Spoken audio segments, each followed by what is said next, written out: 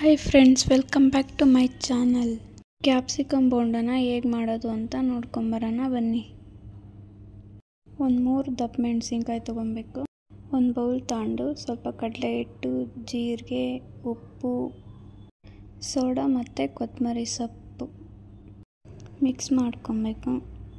ಸ್ವಲ್ಪ ನೀರು ಹಾಕ್ಕೊಂಡು ಮಿಕ್ಸ್ ಮಾಡಿಕೊಂಡ್ರೆ ಈ ಥರ ಅದಕ್ಕೆ ಬರುತ್ತೆ.